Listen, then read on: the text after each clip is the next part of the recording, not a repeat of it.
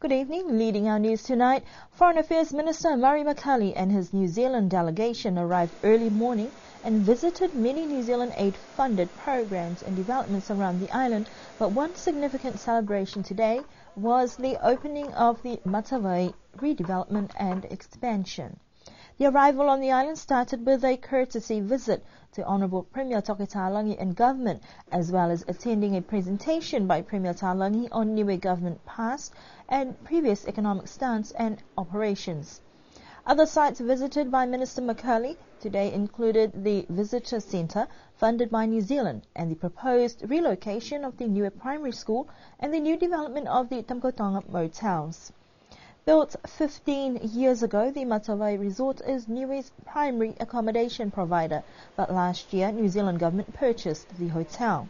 The joint commitment for development signed by the New Zealand and Niue during the Pacific Island Leaders Forum meeting in Auckland last year set out priorities for New Zealand's development effort in Niue and the mutual accountabilities in the special relationship.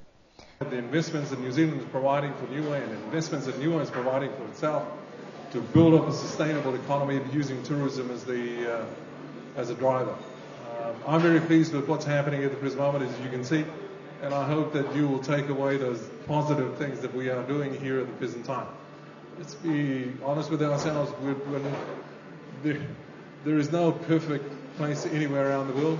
We're like that as well, but at the same time, I always work on the principle of 80-20. If 80% is doing well, I'm not going to bother too much about the 20%.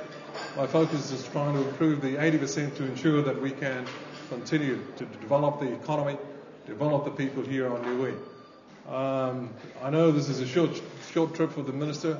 I wish you all the best, and thank you very much for the investments that you have provided for Niue and the belief that you have for Niue and our partnership going forward. This is a very significant development from New Zealand's point of view. Premier mentioned this morning in his briefing that he and I got on pretty well and that we had a habit of talking to each other very frankly.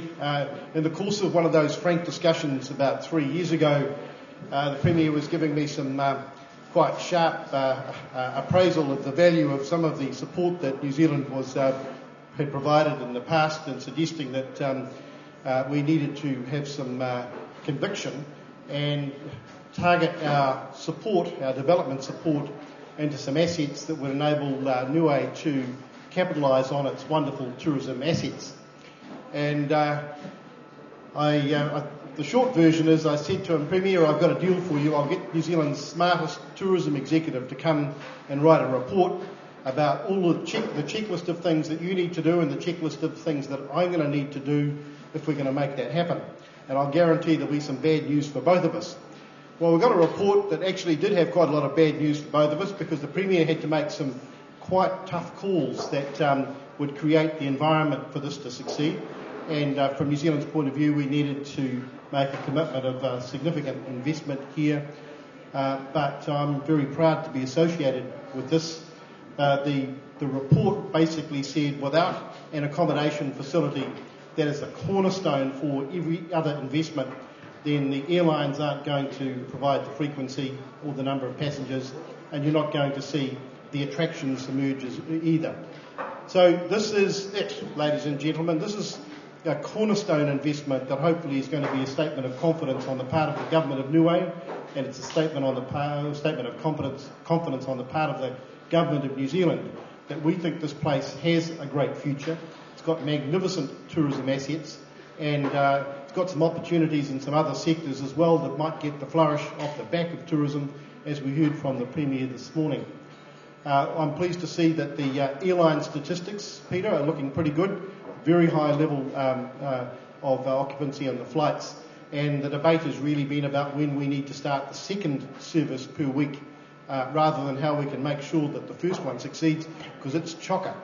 So I'm delighted to think that New Zealand's development support can do something meaningful. This is a country that has had a decline going on for some time, and the Premier and his colleagues set themselves about reversing it. And we're already seeing that reversal take place. So, Premier, I want to commend you for the vision and the conviction that lies behind this whole project. I want to say that New Zealand's very proud to be associated with this facility here. I hope our friends who are visiting for the first time and our media people will take some nice pictures home, because this is a wonderful tourism destination, and I hope that it's going to be enormously successful in the New Zealand market. Thank you very much for your side of the partnership. We're very happy with ours. It's been great working with you. Today, Minister Macaulay saw what New Zealand's money created for the island. The quality of the work is tremendous. I think this is a tourism product that Niue can be very proud of, and I'm very proud that the New Zealand government's been a partner in delivering it.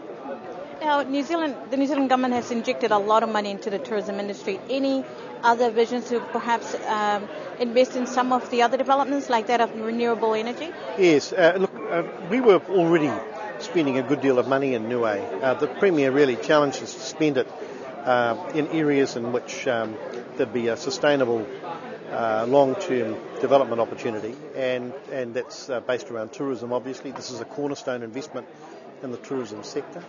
I think there are other sectors over time that will take advantage of the momentum that is being created here. So, for example, I think the fisheries sector will certainly pick up. Premier will no doubt tell us that there are more things he wants to do in that area, and I'm sure we'll be looking to cooperate. The agriculture and horticulture here will get a boost from growing tourism numbers. Air New Zealand, of course, run a weekly flight at the moment, but the fact that we are now having to think about the second flight per week sometime next year is a tremendous sign of a turnaround for Niue. And how much money, can we ask how much money New Zealand is spending on this redevelopment and some other developments around the island? Yeah, the tourism projects as a whole are around $10.5 million New Zealand, and that sounds like a lot of money, and it is, but it actually is significantly less than we were spending it's about half what we were spending annually when I came into the job, and we've reprioritised a good deal of the expenditure to put it into places with long-term benefit. Minister Macaulay also said New Zealand will continue its commitments to support and assist the Pacific Islands. We're actually maintaining our expenditure on aid right across the Pacific. In fact, we'll spend a little more in each Pacific country this year than we did last year. That's been the story of the last few years. I think that here what's happened is that the core budget component has dropped by agreement with the Niuean government, because we've been embarked on this expenditure. Obviously, when you're spending $10.5 million on creating tourism assets and employing people, the other benefits flow through to the economy. So the budget support element's been reduced, but the overall expenditure has gone up. Honourable Macaulay also said ensuring the tourism infrastructure, such as the Matawai Resort, can soundly support growth in the tourism sector is therefore essential to Niue's future. New Zealand contributed $10.1 million towards the developments on the island.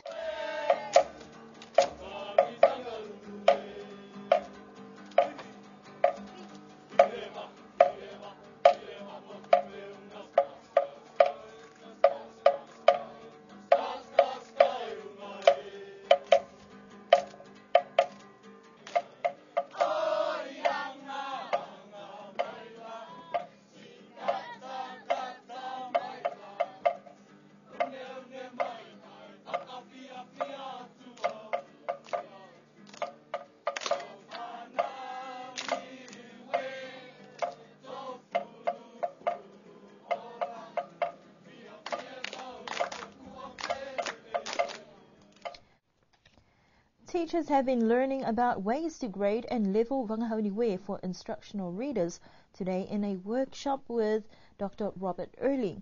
This is part of the Education Department's work towards a more comprehensive Whangahauniwe curriculum on par with the English curriculum. Dr. Early says that they are looking at reading materials in the Niuean language to help teachers to find a way of assessing the level of readability of the different reading resources being developed for the different reading levels. Well, I think, as we know, often when we get sets of readers coming from overseas, they're already identified as being suitable for, say, Year 1 or Year 2, or for early readers or for more advanced readers. So most sets of readers come with these assessments already made. So far in UAN we haven't had that, and the teachers, using their own experience, of course, which is very valuable, but using their experience as teachers, they've identified readers which they feel are suitable for certain levels of readers.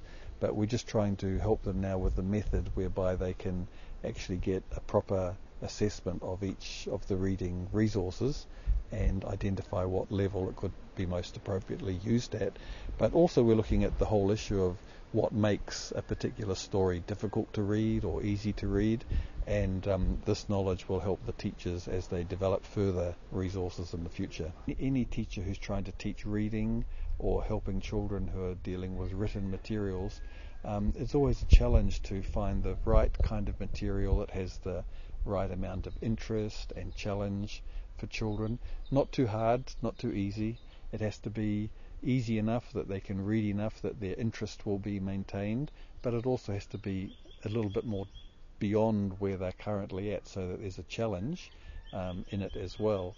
And so teachers are always sometimes a little bit unsure about how to identify suitable or appropriate reading materials for the kids in their classes or in the subject areas that they're teaching. And so we hope that the workshop today will help them to be able to target more appropriate levels of reading materials for their children. And I must say too that here in Niue, tremendous progress has been made on developing resources, especially for the teaching of Wangahao Niue in the early levels. Amazing progress has already been accomplished here, so this is just helping that process go a little bit further. Dr. Early also says that they're working with a lot of ordinary Niuean text as a basis to identify the common sounds, syllables, words used, in turn translating that knowledge to develop new material, as there is currently a shortage of written Niuean texts available.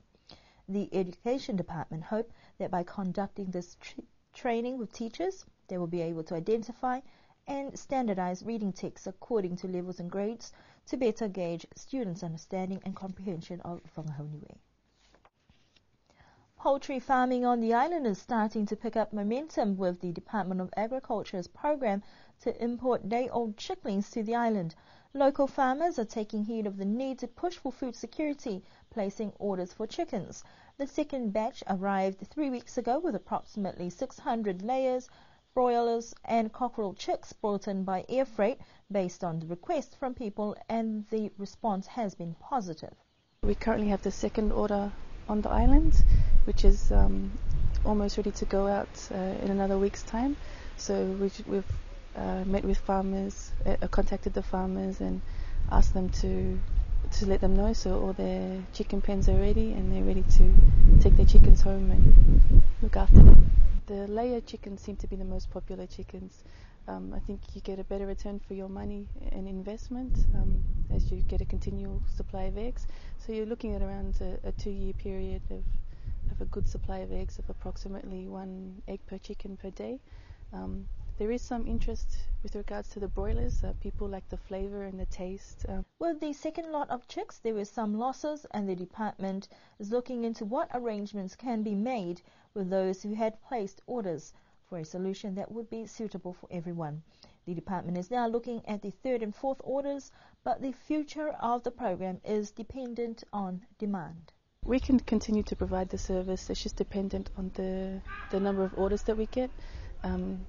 To make the order viable, we need to reach a minimum, a quota, if you like, to make it worthwhile for the farmers, so they're not paying too much per chicken, and they would get a good return. Initially, at first, when people hear the cost per chicken, they do think it's quite high, but once we explain to them that the cost of each chicken includes the cost of the 4 weeks feed, I think people are quite satisfied, especially with regards to the layers, because as we discussed, the investment, the returns you get on your investment are quite good. With an increased number of poultry on the island comes an increase in demand for feed, something that the department is working with local businesses to supply. We've been trying to work with the suppliers on the island to arrange to make sure the extra feed is there to meet the extra demand, and we've been advised on the next boat that there will be the required amount of feed, So hopefully all goes well, and we'll just let the people know that the orders are still open. So if people are still interested to order some broilers or some lays or some roosters, they can just contact the department and we can help facilitate the order, and we can go from there. The continuation of the program is dependent on the level of interest from the public, as the department requires a minimum number to make it viable. Alofi South Show Day this year was a sea of red as residents joined the throng of visitors, friends and families to continue its annual celebrations in Halamahanga School. The theme for 2012 was red, and in Alofi South style, they certainly brought the party to the village. Some of the returning residents showed their excitement by also creating a performance to the latest hip-hop and a tribute to one of the village's beautiful daughters who passed away at a very young age last year. Whilst the usual whole village performance was missing, the up-and-coming generation proved they too can produce some thrilling moves. The ethnic performances was also entertaining, with fantastic costumes from Samoa, Tonga, Cook Islands, Fiji and Rotuma. Philippines used up their fair share of performance time with a few cultural numbers and harmonious melodies. But the core activity most patrons look for is food, and there were plenty to go around. From barbecue to umu to raw and to Mrs. B's cupcakes, there was a fantastic array of available consumables.